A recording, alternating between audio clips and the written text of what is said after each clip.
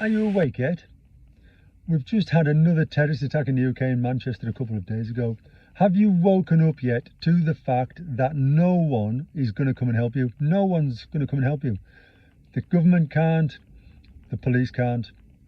They're just not going to be there at that time to help you. The government, and I'm sure you've seen over the last couple of days, Starmer giving two nonsensical speeches. The one, I think it was today, where he couldn't even mention Islamic jihadists, Islamists, the threat from the largest threat facing us in the UK. He couldn't even say those words.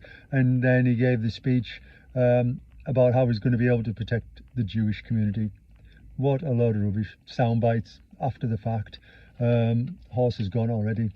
The police, and this is how stupid it gets, okay?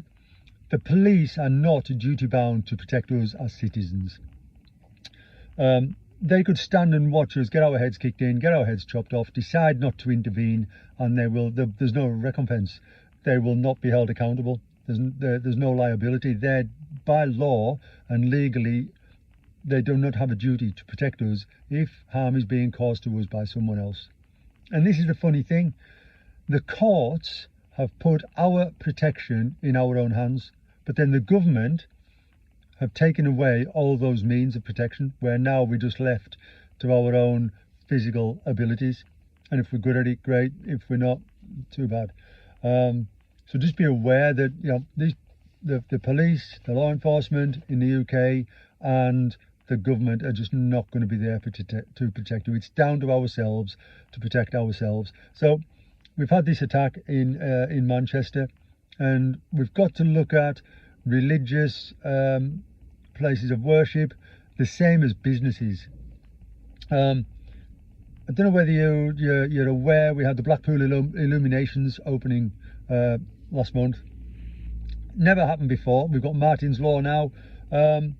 This has never happened before, where the Golden Mile was totally enclosed by vehicle mitigation bollards, counter sniper teams on roofs and balconies, observation posts, response vehicles, extra police and extra man guarding.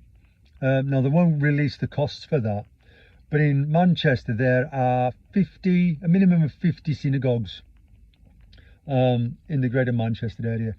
Now on the biggest day, and I'm going to come on to detect, deter, delay, and if I get time, triage in a little bit. But my security operations have always been run by intelligence, that have been intelligence led. So what intelligence I'm getting will depend on how I run my security operation. If you don't run it by intelligence information being fed into your organization, you're either going to be in first gear, or you're going to miss out second, third, fourth, and you're going to go straight to fifth when an incident happens, and you're going to have no build up. 50 synagogues in Manchester. The biggest day in the Jewish religious calendar, biggest day of in the year, much like our Easter and our Christmas. You would think that there might have been some int coming from either law enforcement or maybe the Jewish community itself.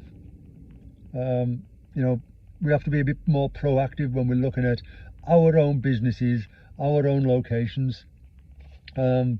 You would have thought that maybe Manchester, the Greater Manchester Police, might have been a bit proactive in understanding that on this biggest day something might be happening, whether that's Manchester, Liverpool, Birmingham, London. We have to be more proactive in this, and so detecting. So we have to do three different things. And when we're looking at these marauding attacks, and a marauding attack can be a single person, a single terrorist, a group of terrorists, either running round, killing people, guns, knives, vehicles, all that sort of stuff. Or it could be against a location as well. It doesn't have to be running around the streets. It could be against a location as well, as we saw at Manchester there. So we have to be able to gather. We have to gather intelligence. Now we can get that through if we're a member of a bid team as a business. And again, let's look at, throw religion in there as well. Our own intelligence gathering. What are we doing for our own intelligence gathering? We can get information from the law enforcement, from the local police. Great. I've never fully trusted, maybe not a good word, but I've never used the local, I get information from the local police. I've a lot of time for the police. So I'll get information from the police. If I was working abroad and doing stuff abroad, I would very basically look at, because the stuff you get on the government website is very generic. What they talk about, threats, terrorism and everything else, I could apply to any country in the whole world. So they're not specific. They won't put themselves out there and be specific. What we have to do though, in our own locations, is be specific. So we're looking at what we can do ourselves, intelligence, what on-site intelligence, what area of intelligence can we get? If we're a business, and again, you've got to put these religious environments into this as well. What are our security doing? Patrol reports, incident reports, suspect person, suspect vehicle reports. What are our patrols? What are they doing? What patrols are they doing? Are they doing just a walkabout, high vis, I'm here? Are they doing specific patrols? What is happening to all this data? Okay, so we've got to collect this data, and we've got to analyze it. So we've got to compile it, we've got to analyze it, and then we've got to work on that as well. We've got to actually use it, put it into our operation. So one of the things, I'm going to do another video on misdirection, misinformation and disinformation. As soon as this attack happened, Sky, BBC, putting out total misdirection. So we had them all talking about the far right, not mentioning any far right groups, not mentioning methods of operations, modus operandi of these groups. And we've still got Sky at the moment talking about mental health issues. Well, of course these people have got mental health issues, because they're all bloody idiots, aren't they? They've been indoctrinated into some ideology that they want to go and do whatever that ideology is saying they need to do. So we need to know, within our own specific location, what's the threat? Where does it come from? How do they operate? If we're getting intel from the police, if you're a member of the DIS community, anything like that, fantastic. We have to build up a on-site intelligence gathering network. And I'm only going through this quickly. There's tons to do with all this. So we're detecting threats out there. There was, just very quickly, on, I can't remember which news channel it was, there was the back of a security guard standing on the street, hands in his pockets. I'd be very surprised if he's being given a threat assessment, if there's been a risk assessment done. He's a lone worker. There was only the one of them. What's he there for? What is he looking out for? We're not looking at racial profiling. We're looking at either operational threat profiling, where we're looking at what the threat is, what's the modus operandi, where's it coming from. So we need to be able to build up that intelligence file. Once we've done that, we then have to deter people, making our site a hard target. This is basic stuff that I'm going through here. Deter them, making it a hard target. Yeah, we've got walls, we've got barbed wire, we've got lockable gates, CCTV, patrols. What we want to understand is, from the terrorists out there and all the other bad guys, they have a ever decreasing circle of threat from the furthest point out to your location where the attack's going to happen. So the closer they get each time, when they're either doing dry runs or they're gathering information, they're doing tests of the security, of whatever physical or electronics security you've got put in place there, as soon as they're getting into that last circle where your location is, that's the imminence of the attack there. We look at it we need to look at it as well from our point of view, inside that circle outwards. So we have ever expanding circles of protection from the location that we are to the furthest point that we can see. Now that might be like that mosque was on a street, that furthest circle of protection might not be very far away from the immediate location. I've been on sites where you can see for miles. Like I could watch the security all day. I could watch road routines, from miles away with a set of binos. We need to know our local area baselines. What do the people do? Who are they? Where do they park? What's the vehicle registration numbers? What kind of vehicles do they have? What work's going on sites? What's our local businesses? You know, if we are part of a bid team, how can we interact with those for passage of information? So we need to deter these people, make them go down the road and attack someone else. As bad as it sounds, that's what we need to do. But what if they do attack us? You know, what, like, let's stick with the Manchester one because that's the one that's the most recent. So we have to delay them. Okay, we have to delay them as much as possible to stop them killing as many people as possible. So what do? What this is once the attack started. Yep, we've got security. You know, what is that? But again, what is their job specific role? What are they told to do? Can they intervene? We get a lot of this with the Tesco's, where we see security standing about recording them with, you know, all these shoplifters just filling up bags. They're not even shoplifting anymore, they're just thieving. But that's part of, you know, what they're supposed to do. They can't intervene. So how do we slow them down though? So again, what doors do we have? What windows do we have? So I've worked on iconic sites in the UK, running operations where they're in the top 5% of a terrorist attack through that building, the iconic centre that there have been on the ones I've worked on. So do you have bomb-proof windows? Do you have bomb-proof doors, bulletproof doors, strengthened doors? You know, what is the threat against your location there? And what do you need to provide to prevent people getting killed on your location? And that's what it is. Do you have opaque windows so people can't see in? What a lot of people don't think about, and this is one of the sad facts of Manchester, where the two people inside the building were holding the doors closed, and rounds went through the doors apparently and hit these two people, unfortunately. So knowing what doors you've got, you know, what's the strength of them? What are they going to stop? Now that attacker had a PBIED on him. If that had gone off, there was a guy standing outside, just outside the fence.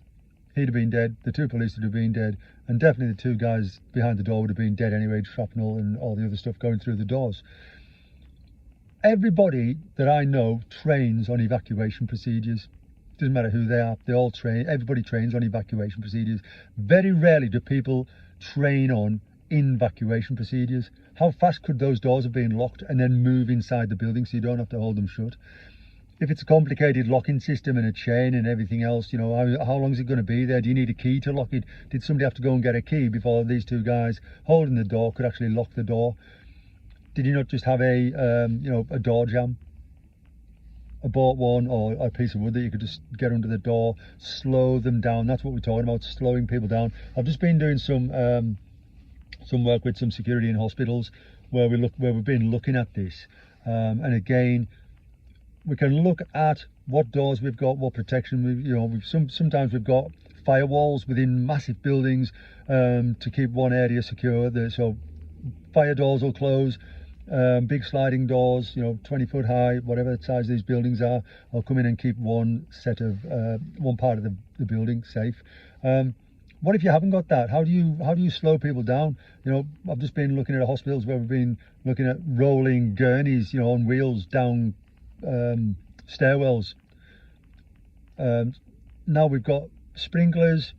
We can also have smoke that's released into buildings. Again, less sight. Can we knock the lights off? Can we turn the lights off? Can we operate in the dark in our location? What about in your location if you've got cleaning equipment? Squirting cleaning equipment on the floor, making if you've got a tile floor or some floor, making it slippy, making the footing uneven, so it's going to slow down attackers. Thinking about what we can do with the kit that we've got, and then improvising on those bits of kit as well. Fire extinguishers, as we saw on the London Bridge attack, the guy with the fire extinguisher spraying that in the attacker's face, along with the other two who stopped him. You know, what can we put into, you know, use to jam doors with fire extinguishers, use fire extinguishers to slow attackers down, turning the lights off. There's lots and lots of different things, and this has just been a quick, you know, run through of this. Safe rooms. With the two guys who were holding those doors, we have to understand what cover is, what concealment is. We have to understand on where we send people inside our buildings and we tell them to hide. We have to understand about plasterboard walls, brick walls, what rounds can go through them, what explosive damage we can do, whether that's shrapnel, the concussive force of a blast. We need to know a lot about a lot of different things when we're looking at marauding terrorist attacks and delaying people to stop them killing more. One thing that I have seen, which a lot of companies, businesses don't have, they don't think much about mass casualty events. So, triage, where are you going to put, and Manchester Arena was a big one on that, where people are lying all over the place. Have you got a triage plan in place? Do you have a facility where you can take, walking wounded, seriously wounded, life-threatening wounded, or even, those who've been unfortunately killed maybe? So do you have your trauma packs, not first aid packs? Do you have your trauma packs? Do you have as many trauma packs for the people that come into your location? Is everybody trained? There's a lot of things to think about on this. Hope I've given you some things to think about. I'll put some links to, if you want my 10.5 tips on detect, deter, delay and triage. I'll put a link down there where you can get that on my email. I'm doing some courses in October, November, and some in December, live training and online courses where I'm going to be looking at all this sort of stuff. So I'll put a link down there where you can sign up for those courses as well. Hope I've given you something to think about. My name's Rock Higgins. This is Viper Tactical Training. Stay dangerous.